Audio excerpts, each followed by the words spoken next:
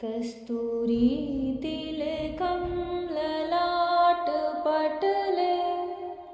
वक्षस्थले कौस्तुभं नासाग्रे वरमौक्तिकं करतले वेणुकरे कङ्कणम् सर्वाङ्गेण हरिचन्दनं सुललितं कण्ठे च मुक्तावली गोपस्त्रीपरिवेष्टितो विजयते गोपालचूडामणि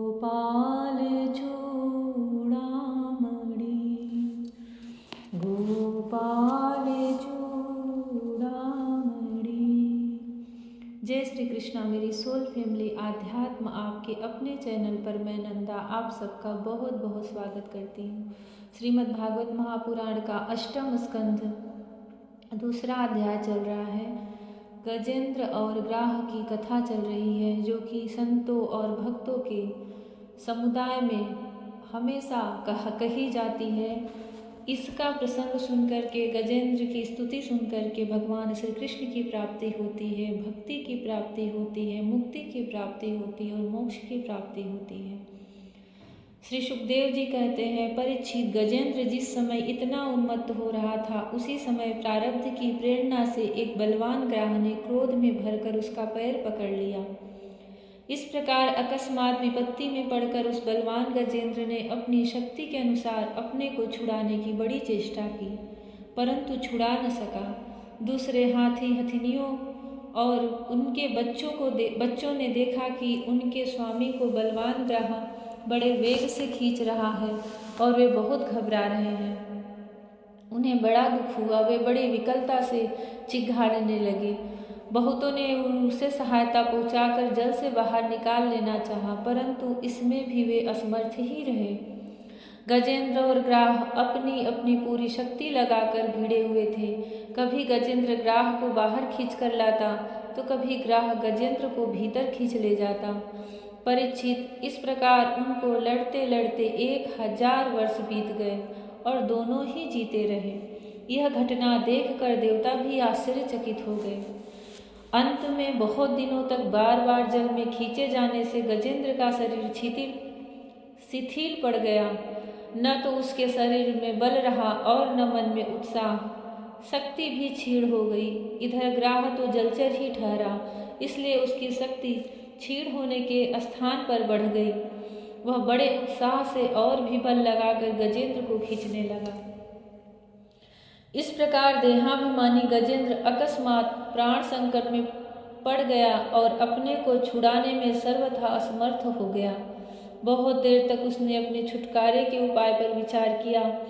अंत में वह इस निश्चय पर पहुंचा, यह ग्राह विधाता की फांसी ही है। इसमें फंसकर मैं आतुर हो रहा हूँ, और जब मुझे मेरे बराबर के हाथी भी इस विपत्ति से न उबार सके, तब ये बेचारी हथिनियाँ तो छुड़ा ही कैसे सकती हैं।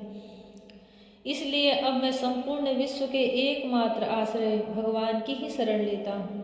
काल बड़ा बली है, यह सांप के समान बड़े प्रचंड वेग से सबको निगल जाने के लिए दौड़ता ही रहता है। इससे अत्यंत भयभीत होकर जो कोई भगवान की शरण में चला जाता है, उसे वे प्रभु अवश्य बचा लेते हैं।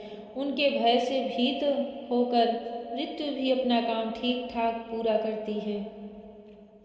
वही प्रभु सबके आश्रय हैं, मैं उन्हीं की शरण ग्रहण करता हूँ। गजेंद्र के द्वारा भगवान की स्तुति और उसका संकट से मुक्त होना। श्री सुखदेव जी कहते हैं, परीक्षित, अपनी बुद्धि से ऐसा निश्चय करके गजेंद्र ने अपने मन को हृदय में एकाग्र किया और पूर्व जन्म में सीखे हुए श्रेष्ठ स्तोत्र के द्वारा जप द्वारा भगवान की स्तुति करने लगा। गजेंद्र मोक्ष प्रारंभ। गजेंद्र ने कहा, जो जगत के मूल कारण है और सबके हृदय में पुरुष के रूप में विराजमान है एवं समस्त जगत के एकमात्र स्वामी हैं, जिनके कारण इस संसार में चेतनता का विस्तार होता है, उन भगवान को मैं नमस्कार करता हूँ, प्रेम से उनका ध्यान करता हूँ। यह संसार उन्हीं में स्थित है, उन्हीं की सत्ता से प्रतीत हो रहा है। वे ही इसमें व्याप्त हो रहे हैं और स्वयं वे ही इसके रूप में प्रकट हो रहे हैं। यह सब होने पर भी वे इस संसार और इसके कारण प्रकृति से सर्वथा परे हैं। उन समय स्वयं प्रकाश स्वयं सिद्ध सत्तात्मक भगवान की मैं शरण ग्रहण करता हूँ। यह विश्व प्रपंच उन्हीं की माया से उन्हीं में अध्यस्त है। यह कभी प्रतीत होता है तो कभी नहीं, परंतु उनकी दृष्टि ज्यों की त्यों एक सी रहती है। वे इसके साक्षी हैं और उन दोनों को ही देखते रहते हैं। वे सबके मूल हैं और अपने मूल भी वही हैं। कोई दूसरा उनका कारण नहीं है। वे ही समस्त कार्य और कारणों से अतीत प्रभु मेरी रक्षा करें। प्रलय के समय लोक लोकपाल और इन सब के कारण संपूर्ण रूप से नष्ट हो जाते हैं। उस समय केवल अत्यंत घना और गहरा अंधकार ही अंधकार रहता है, परंतु अनंत परमात्मा उससे सर्वथा परे विराजमान रहते हैं। वे ही प्रभु मेरी रक्षा करें। उनकी लीलाओं का रहस्य जानना बहुत ही कठिन है। वे नट की भांति अनेकों वेश धारण करते हैं। उनके वास्तविक स्वरूप को न तो देवता जानते हैं और न ऋषि ही। फिर दूसरा ऐसा कौन प्राणी है जो वहाँ तक जा सके और उसका वर्णन कर सके। वे प्रभु मेरी रक्षा करें। जिनके परम मंगलमय स्वरूप का दर्शन करने के लिए महात्मागण संसार की समस्त आसक्तियों का परित्याग कर देते हैं और वन में जाकर अखंड भाव से ब्रह्मचर्य आदि अलौकिक व्रतों का पालन करते हैं तथा अपने आत्मा को सबके हृदय में विराजमान देखकर स्वाभाविक ही सबकी भलाई करते हैं। वे ही मुनियों के सर्वस्व भगवान मेरे सहायक हैं। वे ही मेरी गति हैं। न उनके जन्म कर्म है और न नाम रूप। फिर उनके संबंध में गुण और दोष की तो कल्पना ही कैसे की जा सकती है। फिर भी विश्व की सृष्टि और संहार करने के लिए समय समय पर वे उन्हें अपनी माया से स्वीकार करते हैं। उन्हीं अनंत शक्तिमान सर्वेश्वर्यमय परम ब्रह्म परमात्मा को मैं नमस्कार करता हूँ। वे अरूप होने पर भी बहुरूप हैं। उनके कर्म अत्यंत आश्चर्यमय हैं। मैं उनके चरणों में नमस्कार करता हूँ। स्वयं प्रकाश सबके साक्षी परमात्मा को मैं नमस्कार करता हूँ। जो मन वाणी और चित्त से अत्यंत दूर हैं, उन परमात्मा को मैं नमस्कार करता हूँ। विवेकी पुरुष कर्म संन्यास अथवा कर्म समर्पण के द्वारा अपना अंतःकरण शुद्ध करके जिन्हें प्राप्त करते हैं तथा जो स्वयं तो नित्य मुक्त परमानंद एवं ज्ञान स्वरूप है ही दूसरों को कैवल्य मुक्ति देने की सामर्थ्य भी केवल उन्हीं में है, उन प्रभु को मैं नमस्कार करता हूँ। जो सत्व रज तम इन तीन गुणों का धर्म स्वीकार करके क्रमशः शांत घोर और मूढ़ अवस्था भी धारण करते हैं, उन भेद रहित समभाव से स्थित एवं ज्ञान घन प्रभु को मैं बार बार नमस्कार करता हूँ। आप स्वयं ही अपने कारण हैं। पुरुष और मूल प्रकृति के रूप में भी आप ही हैं। आपको मेरे बार बार नमस्कार। आप समस्त इंद्रियों और उनके विषयों के दृष्टा हैं, समस्त प्रतीतियों के आधार हैं। अहंकार आदि छाया रूप असत वस्तुओं के द्वारा आपका ही अस्तित्व प्रकट होता है। समस्त वस्तुओं की सत्ता के रूप में भी केवल आप ही भास रहे हैं। मैं आपको नमस्कार करता हूँ। आप सबके मूल कारण है, आपका कोई कारण नहीं है तथा कारण होने पर भी आप में विकार या परिणाम नहीं होता, इसलिए आप अनोखे कारण है। आपको मेरा बार बार नमस्कार है। जैसे समस्त नदी झरने आदि का परम आश्रय समुद्र है, वैसे ही आप समस्त वेद और शास्त्रों के परम तात्पर्य हैं।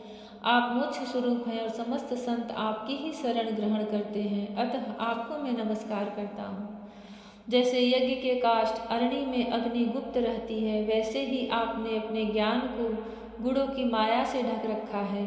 गुणों में क्षोभ होने पर उनके द्वारा विविध प्रकार की सृष्टि रचना का आप संकल्प करते हैं। जो लोग कर्म संन्यास अथवा कर्म समर्पण के द्वारा आत्म तत्व की भावना करके वेद शास्त्रों से ऊपर उठ जाते हैं, उनके आत्मा के रूप में आप स्वयं ही प्रकाशित हो जाते हैं।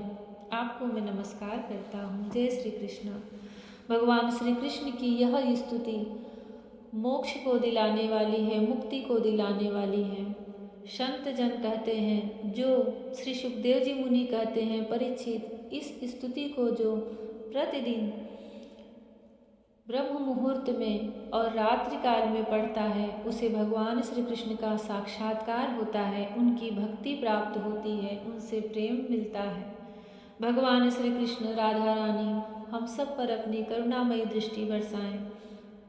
सबका श्रीमद् भागवत महापुराण निर्विघ्न पूर्ण हो। जय श्री कृष्ण। राधे राधे। जय श्री कृष्ण। हरे राम।